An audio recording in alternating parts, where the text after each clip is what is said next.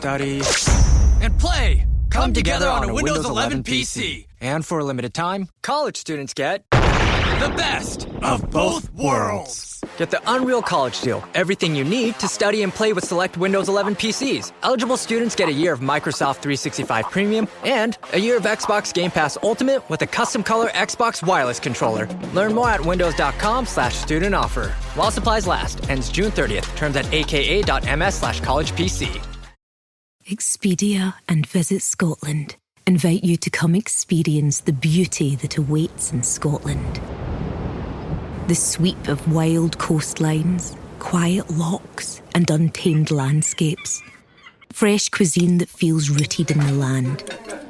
Come experience the kind of stillness that stays with you long after you leave. Plan your Scottish escape today at expedia.com/Visit Scotland.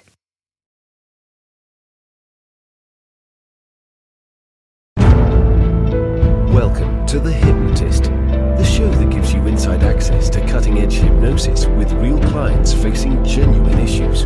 Brought to you by the hypnotherapist demanded by celebrities, CEOs, and even royalty, Adam Cox. These recordings took place live from Adam's clinic in London's world-famous Harley Street. So, get yourself comfortable and enjoy today's episode of The Hypnotist.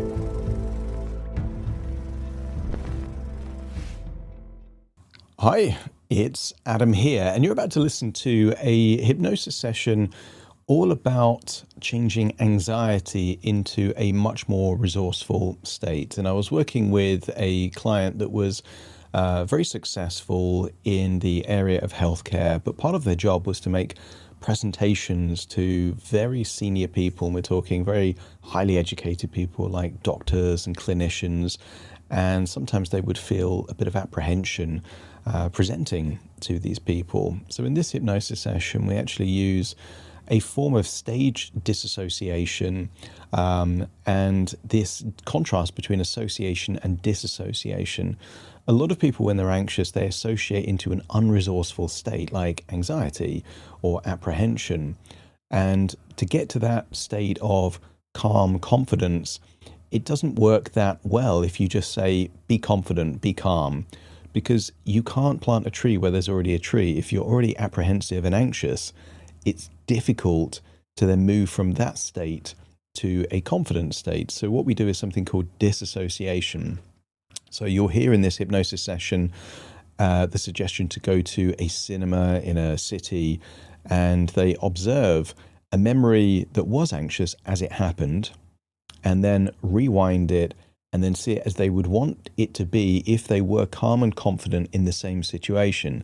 And only when they're 100% confident that the new version is a resourceful state, then they take a first-person perspective.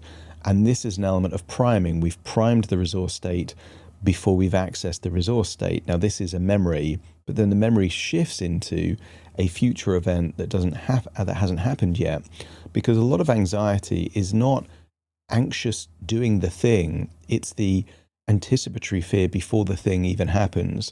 So it's someone that is nervous of public speaking and they can't sleep the night before their presentation, or they feel really anxious just before it starts, or someone that's booked a flight and they know they've got that flight to catch, but they're anxious even on the journey to the airport.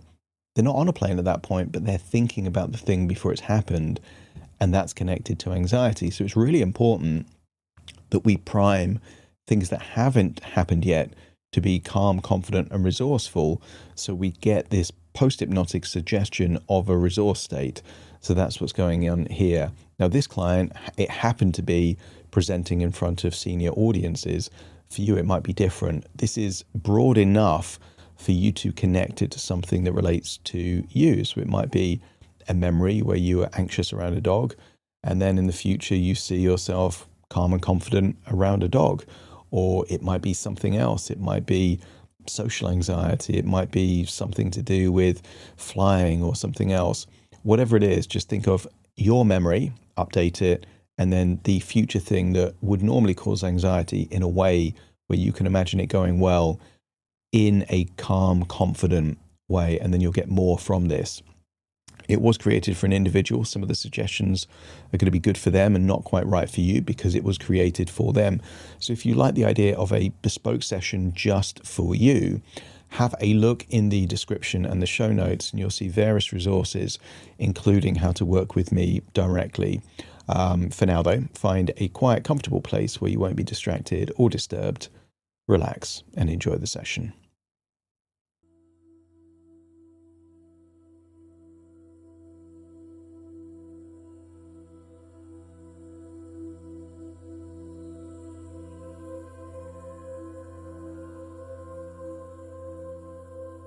Take a deep breath in.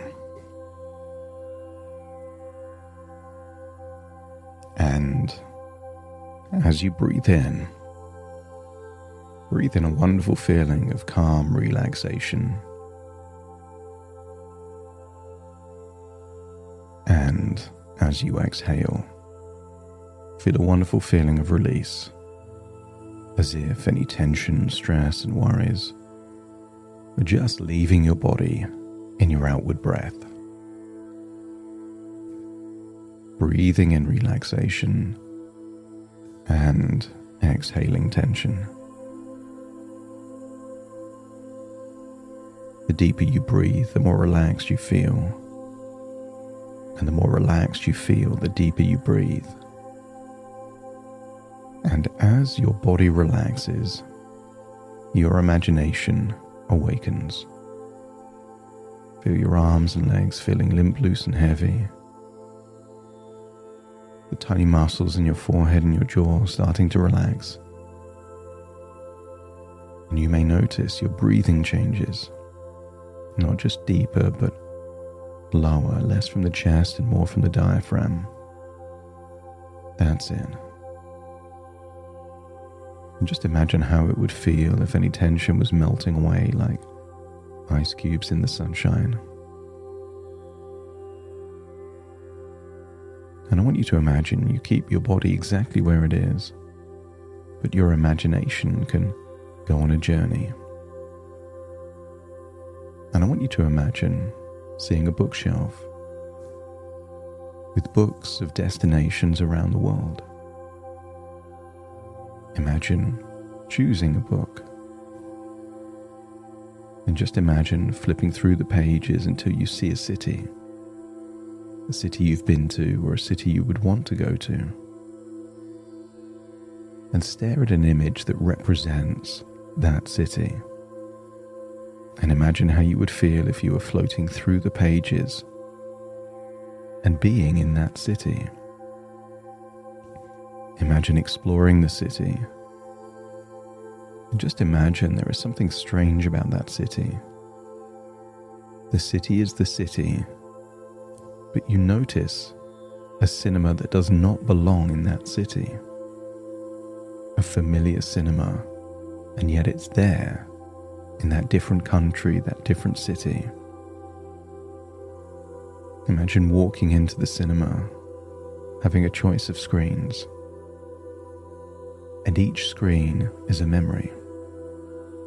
A moment where real anxiety existed in the past. And I want you to choose one, a real memory. Each screen has a different number. And just imagine walking to that screen to see that memory.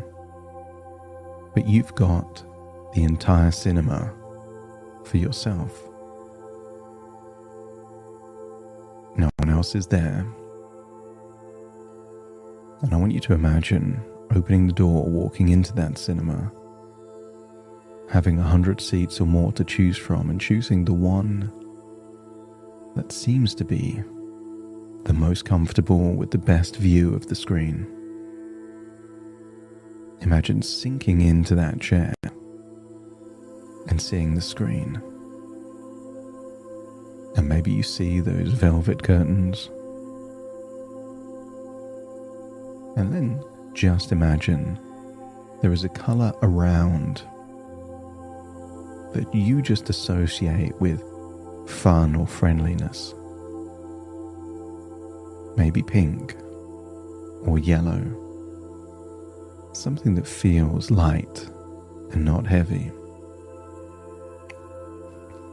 And I want you to imagine the movie starts, but I want you to imagine how connected you feel to the chair. You know that you're watching this on a screen. You're not living this. And imagine just seeing the memory as it was, as an observer. Not better, not worse, just as it was. Observe how you arrived, what happened, and notice certain things about you, your facial expression, your posture, your tone of voice, not to judge, just to observe. And then recall the time. You've seen movies where they have a flashback scene. They go back to a memory, and just imagine seeing on this screen a memory of you at your most confident, most composed, unflappable, unfazed, oozing resources. That version of you, highly capable. And just imagine observing that version of you from the past that had all of those resources. Imagine floating into the screen and feeling that way and taking those feelings back with you. As you're there on that cinema chair seeing the screen. But now you see that scene and you rewind it. You rewind reality and you play it forward. But you now see the qualities of that confident, composed, unflappable, determined version of you in the very same environment you were before. But you see yourself dealing with it differently now. Breathing slower, looking more relaxed, smiling more. This version of you, cool, calm, composed, unflustered, and just play it forward. And if anything isn't quite right, just rewind it and start back until you've got a version of you you're seeing on that screen that handled that same situation, that did have anxiety in the way that no longer has anxiety. Not because things are perfect, but because you have the resources, the mindset, the skills and capabilities to handle any challenge. And just observe that confident, resourceful version of you doing the same thing exactly as you would want it to have been. And when you've seen that memory updated with that resourceful version of you, let me know by nodding your head. And then rewind it. As we start to play a game, you float into the screen before it's even started, feeling all of those confident feelings. You're breathing confidently. Your inner dialogue is encouraging, calm and relaxed. You're alert, but not apprehensive. You're confident. And just imagine from a first-person perspective, you are now the character in that scene. You're living that moment from a place of pure confidence, calmness, and composure. Any challenges, you feel that you can handle them. But the game is that if any anxiety appears, you leave the screen, go back there into that chair in the cinema. You rewind it, see yourself handling it the way you would want to handle it, and then jump back into the character.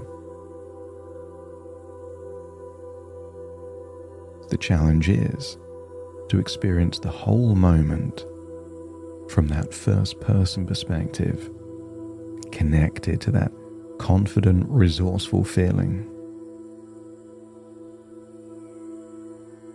So take a moment and relive that moment as you would want it to have been, with all of these wonderful, confident, calm, resourceful feelings. And the moment you get to the end of that memory, feeling how you would want to feel if it was completely within your capabilities. Let me know by nodding your head. Jump back to the beginning, and now let's call this bit training at altitude. Make it more challenging than it actually was, and still connect to that feeling of calm confidence. If you can handle those challenges, remain in your body. You feel any anxiety or apprehension or feeling flustered, you jump back to the observer. See it as you would want it to be, and then continue in that first person perspective. And you can make it as challenging as it could possibly be. Absurdly so. A ridiculous level of challenge. As we plant a seed of an idea that the moment your mind absolutely believes that you could handle something more challenging than reality itself fills well within your sphere of capability. Anxiety is normally a warning sign that you're getting close to your limits. But if your limits have expanded, you never quite reach those limits. So if you could imagine what it would feel like to be living a more challenging version of what happened and still feel confident, let me know by nodding your head. That's it. Notice how you're breathing in that state. And notice it's not relief that you feel at the end. It's pride, confidence, competency, an ever-growing certainty that you can handle it. Jump back into the cinema as we now watch a future that hasn't happened yet. I want you to think of the next thing. Maybe it's scheduled, maybe it isn't. Or maybe it's just a possible thing, being asked at short notice to do something you haven't prepared. Maybe the scale is bigger, more people. Maybe the stakes are higher, more seniority. But see something in the future, and see that future version of you with all of those qualities of resourcefulness. You see yourself prepared, but not over-prepared. See yourself thinking, but not overthinking. See that version of you, excited, but not jittery. See that version of you, perhaps researching where it would be, the kind of people, the kind of faces most websites share, bios and pictures of rooms. See yourself knowing what to expect, and then observe that version of you on the screen, confidently preparing beforehand, arriving in a relaxed, friendly way. See yourself meeting, perhaps, people before things start, and then see that version of you in a situation that hasn't happened yet, handling what is likely to happen completely fine. Maybe you have an idea of where it is, how many people, the size of the room. see it going well. And when that future moment that hasn't happened yet seems to be well within your capabilities, let me know by nodding your head. Jump back to the beginning and imagine it's more challenging. Tough questions, stern faces, bright lights, big room. Maybe see that you've been caught off guard with lack of preparation that you would have liked to have done. And still see that even when all of that is true, that version of you handles it fine, well within your capabilities. And when you've seen a future that hasn't happened yet, when you've observed it more challenging than it's likely to be, and yet you can still feel confident, composed, calm, determined, unflustered, unflappable,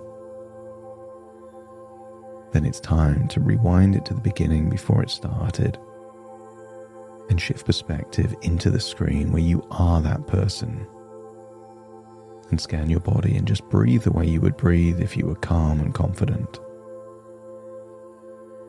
Arrive the way you would if you were unflustered, unflappable. And just imagine hearing some inner dialogue that says, "Bring it on, I'm ready." Imagine there's a part within you that wants to be tested. That part that hopes nothing difficult comes up is the wrong part to be there. We want that strong, defiant part. The part that would run in the rain and like it more because the weather is difficult, or that would feel more pride after running in the heat because it was challenging. That strong, defiant part wants it to be challenging because you know the more challenges you face, the more confident you become, and the more confident you become, the more relaxed you are, creating a wonderful self-fulfilling prophecy of ever-increasing calmness, relaxation, and confidence. So just imagine experiencing it the way you would want to experience it, not because it's easy, but because you're resourceful. Any anxiety comes up, switch perspectives to watching it on that screen, adjust it, change it, and only return when you're fully confident again, and then continue, knowing that when you can imagine reliving a moment of anxiety without anxiety, you're teaching your brain how to be resourceful in difficult circumstances. And when you imagine a future that hasn't happened yet, going the way you would want it to go, not because it's easy, but because you can handle any challenge. Notice how easily anxiety switches to excitement, apprehension to appreciation. Calm composure becomes the default. And if there are difficult variables, that just means it's more fun for you. Because now, from this point on, challenge equals fun. There are things you've done in your life not because they were easy, but because they were challenging. And what if this is no exception? You'd be bored if it was too easy. You want the challenges, and you can handle the challenges. And when you've imagined that future event that hasn't happened yet going well from that first person perspective, in circumstances that aren't optimal, but they don't need to be, let me know by nodding your head. And then float back from the screen into the cinema and leave the cinema with a sense that you can handle whatever is coming your way, each challenge builds resilience and confidence, and find yourself out in that city, the city in the book, and look up at the sky and imagine floating up in the sky, and find yourself holding that same book, putting the book back on the bookshelf and floating back in your body, exactly where you are now, but taking all of these new beliefs and resources with you as it's time to return. So take a deep breath in through your nose and out through your nose. Wiggle your fingers and wiggle your toes. Connect and calibrate into the here and the now, as I now count from 1 to 10 to awaken you. Starting to count. 1, 2, 3, waking up. 4, 5, 6, more alert. 7, 8, open your eyes, open your eyes. 9, 10, wide awake, wide awake, wide awake.